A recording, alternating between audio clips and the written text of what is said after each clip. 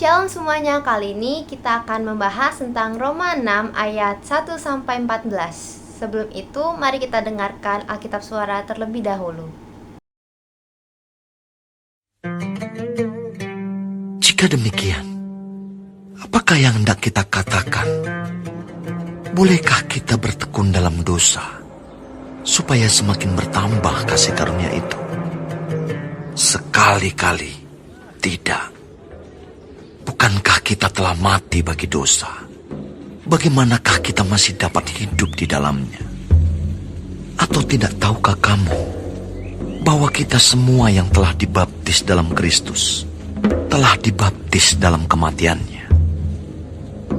Dengan demikian, kita telah dikuburkan bersama-sama dengan Dia oleh baptisan dalam kematian, supaya sama seperti Kristus telah dibangkitkan dari antara orang mati oleh kemuliaan Bapa, demikian juga kita akan hidup dalam hidup yang baru.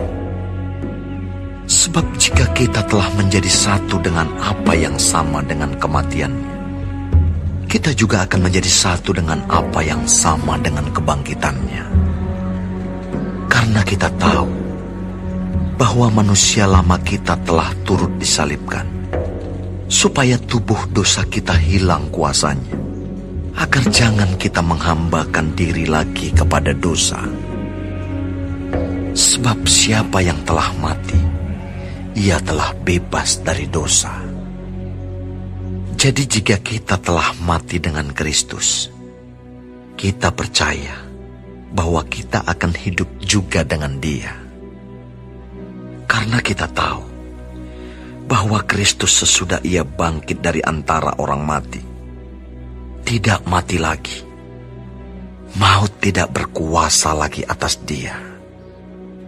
Sebab kematiannya adalah kematian terhadap dosa, satu kali dan untuk selama-lamanya. Dan kehidupannya adalah kehidupan bagi Allah. Demikianlah hendaknya kamu memandangnya, bahwa kamu telah mati bagi dosa, tetapi kamu hidup bagi Allah dalam Kristus Yesus. Awal dalam ayat ini dijelaskan kalau dosa pun bisa menambah kasih karunia. Kasih karunia itu maksudnya apa sih? Maksudnya itu dalam artian apa yang akan kita dapatkan. Karena kalau misalnya dosa itu menghasilkan kasih karunia yang negatif. Contohnya,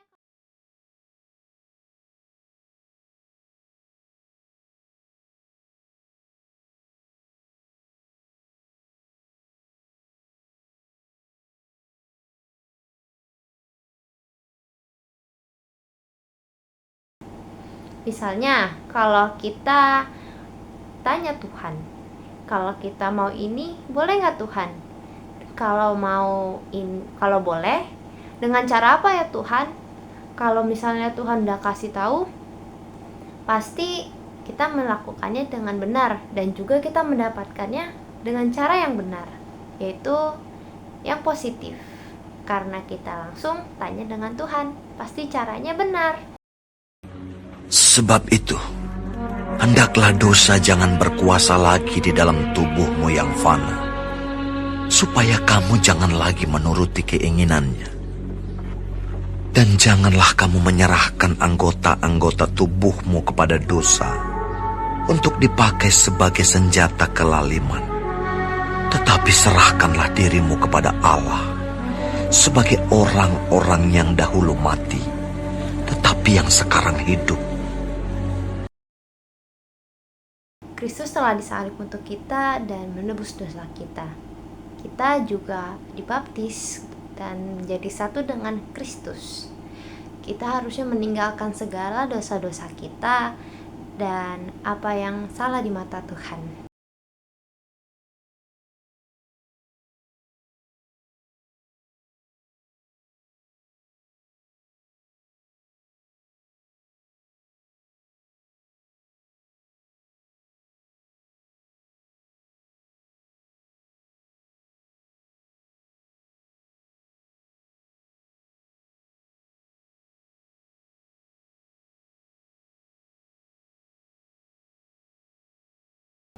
Dengan cara apa? Kita harus mempunyai 7 roh Tuhan, yaitu 7 roh Allah. Pertama, takut akan Tuhan. Yang kedua, mengenal Tuhan. Ketiga, dengar nasihatnya. Keempat, alami mujizatnya. Kelima, hikmat dari Tuhan. Keenam, mengerti kehendaknya. Ketujuh, 7 roh Tuhan.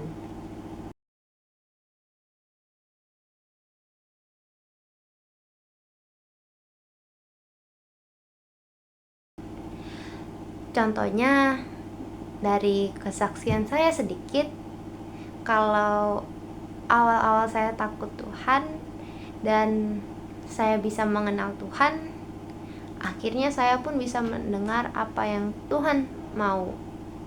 Dan pada saat itu kejadiannya, saya sedang berada di rumah teman saya. Lalu saya disuruh Tuhan untuk menjelaskan kalau gereja kita tuh bisa dengar suara Tuhan. Saya tidak tahu gimana cara spesifiknya, tapi saya menjelaskan cara yang kedua, yaitu barokah atau buka Alkitab, acak arahan Roh Kudus. Karena itu merupakan dasar agar kita tahu bagaimana dosa-dosa kita di hadapan Tuhan. Dan kalau misalnya kita belum bisa tanya Tuhan pun, kita harus melakukan itu. Pasti nanti dalam ayat-ayat itu Tuhan memberitahu kita.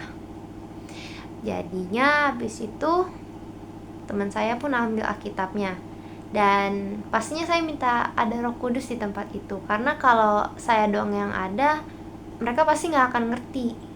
Jadi saya minta Roh Kudus juga kepada mereka. Jadi yang satu teman saya ini Muslim, yang satu lagi Kristen. Habis itu saya bilang, coba tanya Tuhan, ayatnya apa? Pas dibuka bener, kena dengan dia.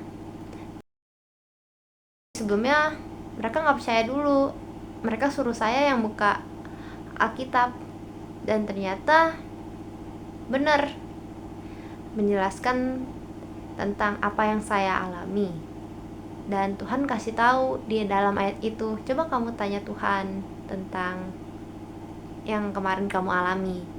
Dan akhirnya pun teman saya lihat, wah bener ya ternyata. Dan akhirnya dia pun coba, dan akhirnya bener, kenalah satu dosanya itu, bebal. Lalu saya suruh minta ampun, dan akhirnya Tuhan suruh saya coba ke anak yang satu lagi, yaitu yang Muslim. Benar Tuhan kasih.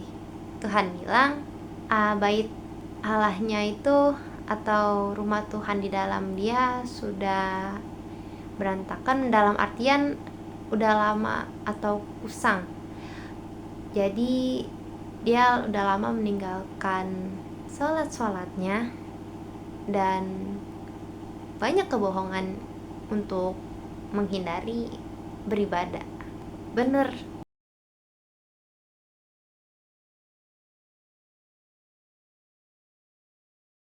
Saya mendapatkan hikmat dan mengerti kehendak Tuhan.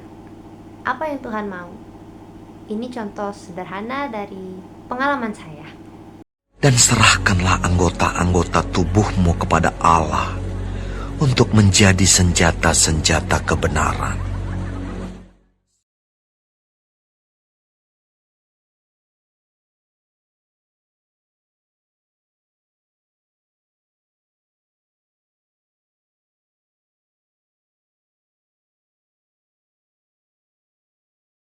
Terima kasih sudah mendengarkan. Kiranya Tuhan menyertai kita agar kita satu tubuh dan bisa melaksanakan apa yang Tuhan suruh, sehingga kita bisa menjadi terang di dunia ini.